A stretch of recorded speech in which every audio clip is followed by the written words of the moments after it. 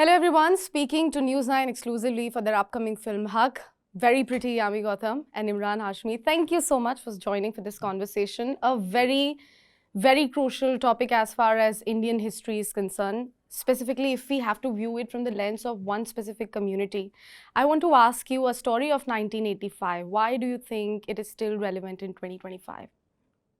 No, that's a very important question because that's something even I wondered when Suparn and Reshu Nath, who's our writer and Suparn is our director, when they discussed the film with me. And I was wondering, first of all, I've been a law student for a brief time, and it's not possible that you're studying Indian law and you bypass the landmark case of Shah Bano versus Ahmad Khan, and especially from the Supreme Court, what happened with the judgment and everything. It changed the political climate back then so much so that so many events which are even talked about today, whether we like it or not, whatever happened, that all kind of stemmed from that particular hearing. So as a student, I was always curious, and here I am sitting as an actor and you're getting such a massive opportunity. But then I wondered the same thing, that how is it still relevant? But that question was more it felt a little weird, because in that question only I knew the answer. It is relevant. Because somewhere it is not, we are not mimicking those circumstances exactly verbatim, or this is not a biopic. This is inspired, absolutely, by the story. But as I think Emraan had said in the press conference in the other day, that we still have Shazias and Abbases, that situation, maybe in a different form, maybe in a different social way, but they very much exist, right? And the problems may have changed and shifted their shape, but at somewhere, at a deeper level, women, especially when it comes to, of course, there is a legal aspect to it, but the very basic thing of respecting someone's right to equality for something as important as maintenance for herself or her children.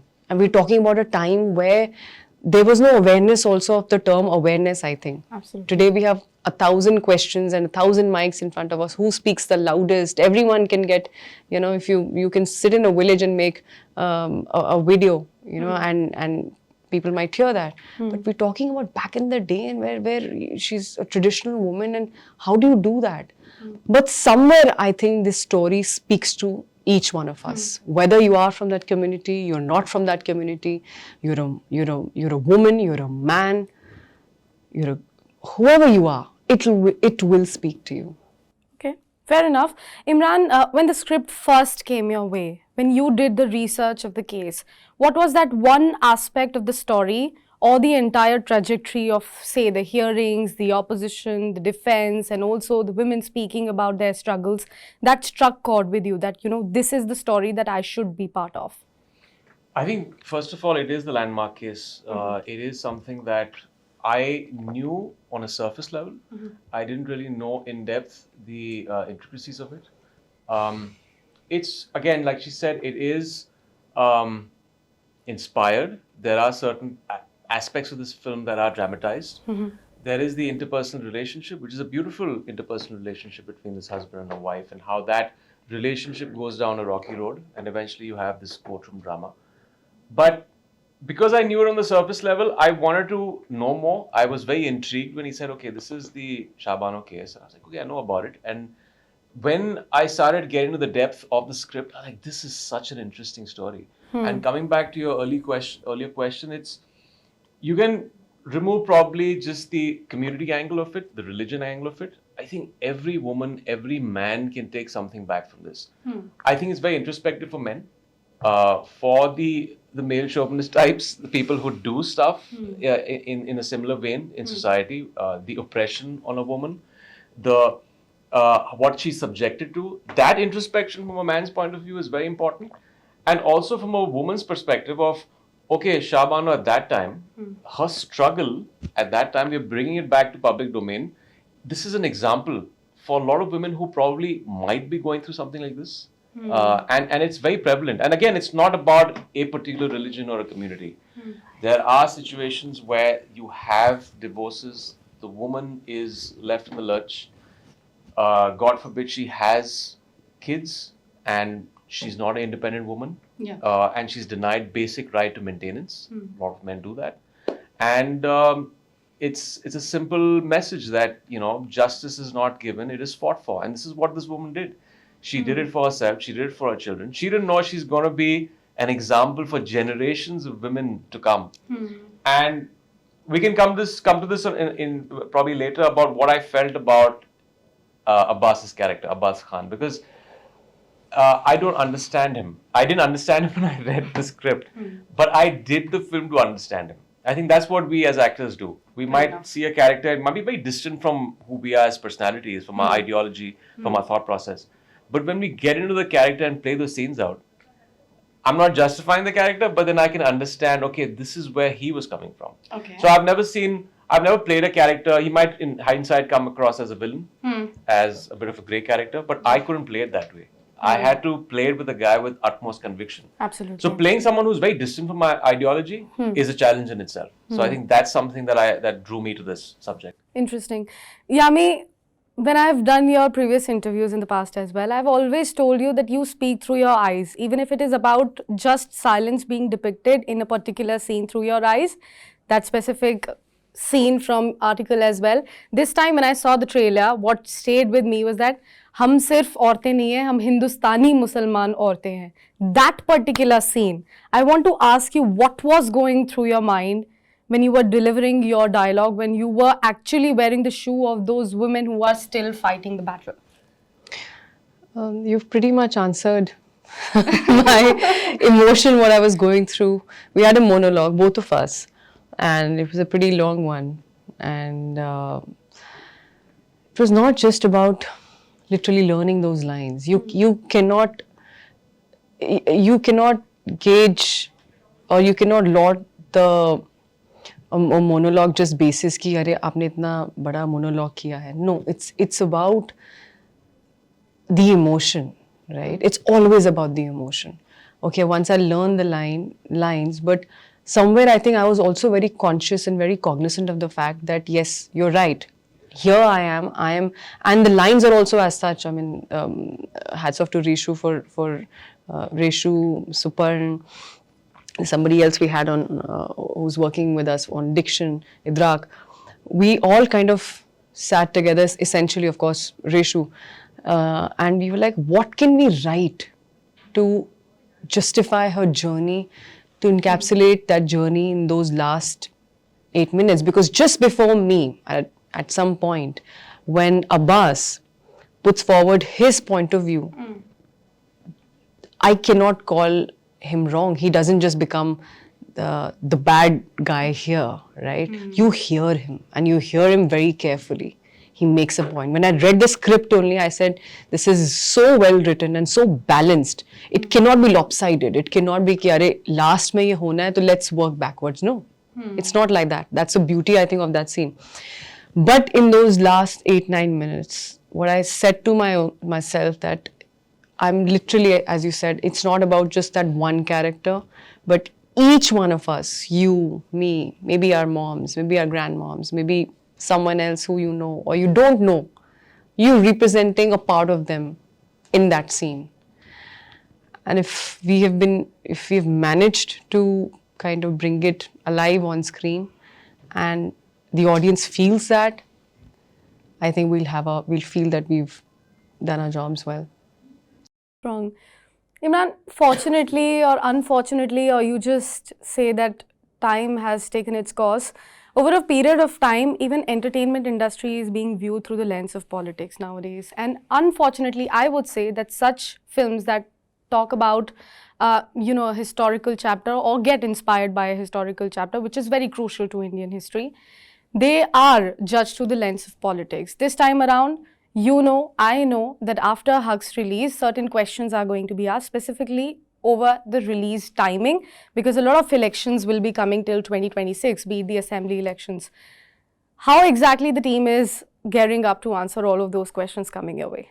We always wanted to come after we finished the film on 7th of November, because theatrically it is a film, it's a date that's open. It's got nothing to do with the political timing of it or any of that sort.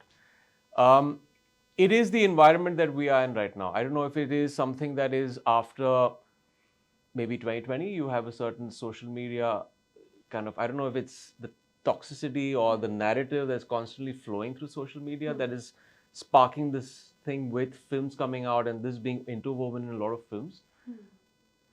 Coming down to, firstly, the sensitive angle of the community and me being a Muslim first. And I've said this multiple times, I had to view the lens from a Muslim angle, not just from a creative actor's lens. And it is such a balanced point of view of a film, of a court case that went down. And it is essentially a reflection of how the case went about, and you can take what you want to take back with you after you see the film. Yes, there would be probably a divided house once you see a film like this. It's in the nature of the narrative. It's inspired by the Bano case. At that time, it was highly controversial. It was politicized. Now, if you're going to sit down and feel that, okay, this is how things will blow up and it's very sensitive and this is probably, these debates will start again, how do you exercise your right to put something creatively out there? Fair. I think the overarching theme of this film, from me, from a Muslim's point of view, I see it's pro-women. That's what I take from this film. It's about this woman fighting for her equality. It's a woman fighting for her basic rights to dignity. That's what I take. Now, tomorrow, if someone takes something else, they want to give it a political narrative, you can't really control that. All you can do is have a clean heart with what you're doing as a creative person. Put the film out there. And over here, मैं कह रहा हूँ कि हमारी नियत बड़ी साफ है कि this is the film we're putting it out there because it's pro-women. It's for women. Women should really come and see this as a testament to what Bano did back then in '85. That's the overarching theme. लेकिन ऐसा हुआ नहीं है कि we haven't talked about or being, have made films being inspired with the crucial historical chapters as far as India, Bharat is concerned. Then why do you think now all the questions are being asked? I think, as he said, some होता है कईयों को बाल की खाल ही निकालनी है. You can't cater to everyone. You cannot answer every question. You cannot satisfy every perspective. Yeah, we have to look at the larger picture. And we are here coming from an industry where we are entertainers, right? Otherwise, we could have made a docudrama also, which is also great. But this is something which we chose to be a part of this industry. And here we are, we're getting an opportunity to tell you a fresh story through a story which happened once upon a time back in the 80s, but with a fresh perspective. It is an amalgamation of fiction and reality. And then you make your own choice. You first watch the film and then you decide that what do you feel about it. If you feel right, if you like the film for what it is, then that's it. There's no overthinking. I think it's only when you really want to give a color to something, you take out, "Arey, ye, wo," and that's okay. There's always some noise around something or everything. That is also okay. That is also acceptable. No problem. As long as people are still being respectful, everyone has a right to voice their opinion. Fair enough. In terms of the research, apart from the theoretical research, was there any kind of research that the actors had to do on ground, maybe speaking to women of the community, asking them about their struggles or any past instances which might have gotten connected to the case? I think she can speak for that, but I think for me as research for the character, it was basically interacting with the director and the writer. I was playing a lawyer for the first time. And generally in films, in Bollywood films, there are these theatrics they have in courtrooms, which I actually enacted one and sent it to my director saying that, okay, it should be like this. And I was so proud of my monologue. When I said it was all theatrical.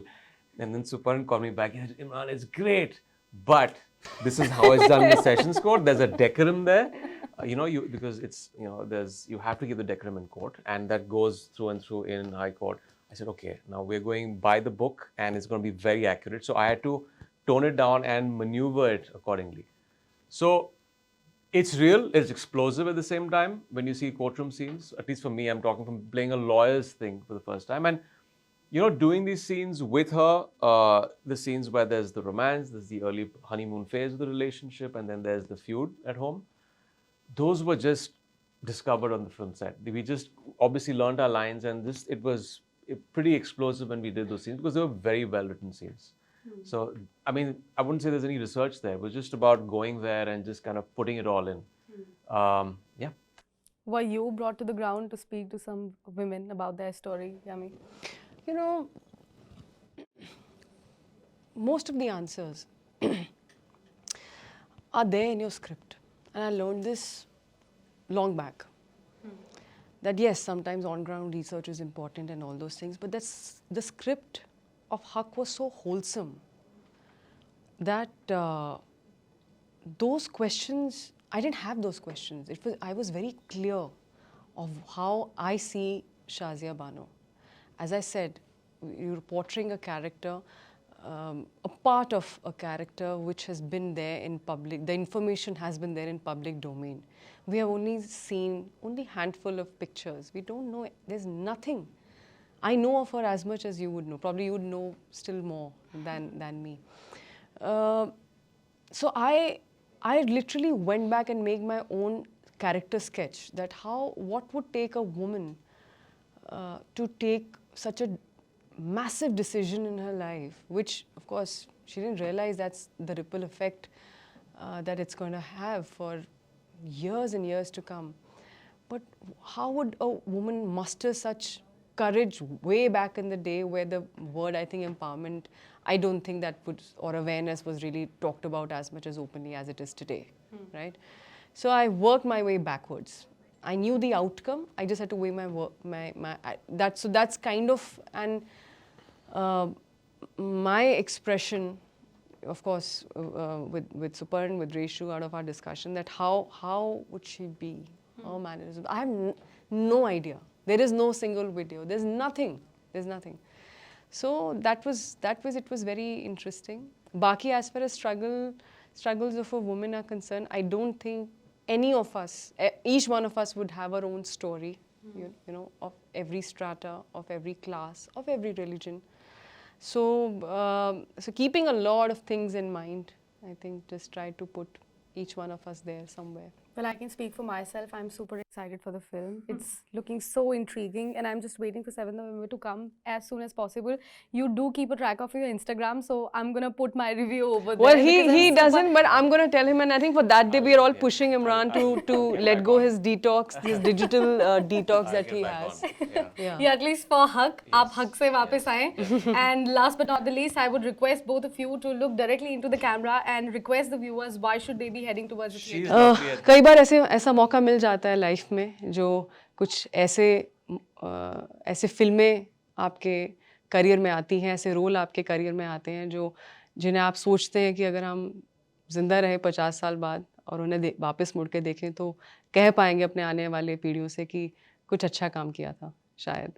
तो ये हक बिल्कुल उन फिल्मों में से एक है और आई थिंक आपने कभी एक अच्छी फिल्म को डिसअपॉइंट नहीं किया है. मेरा पूरा भरोसा, हमारा पूरा भरोसा ऑडियंस पर है. हमें भरोसा है कि हमने एक ईमानदारी के साथ एक साफ़ सुथरी अच्छी फिल्म बनाई है जो एक ऐसी बात जो शायद हमारे आसपास होती है पर एक नई तरीके से कही जा रही है. और क्यों ये इम्पॉर्टेंट है ये सब्जेक्ट और ये केस क्यों इम्पॉर्टेंट था और कहीं ना कहीं हम सभी पे, हम चाहे जिस भी धर्म से हों, कहाँ इन्फ्लुएंस करता है. सो दैट एक छोटी सी उसके ऊपर एक कहानी है. उम्मीद है आप इसे बड़ा मनाएंगे. She aced it. I can't do any better. I'm gone. I'm dying. This is the best. I know. I can't do anything. We're all waiting for you. Please watch Haq on the 7th of November. It's for this lady. She's fantastic in the film. इनकी performance जो nuance के साथ and जो बारीकी के साथ इन्होंने perform किया है as Bano, it will floor you, and it's a deeply human emotional drama. It's a story of these two people, broken individuals, one man fighting for his personal faith, a woman fighting for her basic rights and right to dignity. And हर किसी के लिए कुछ ना कुछ ये film, I mean, आप कुछ लेके जाएंगे वापस सिनेमा घर से. Everyone has something to learn from this film. Please watch Haq on the 7th of November. With that, we have reached the wrap of this interview, ladies and gentlemen. 7th of November in your nearby theatres. Haq, do watch it.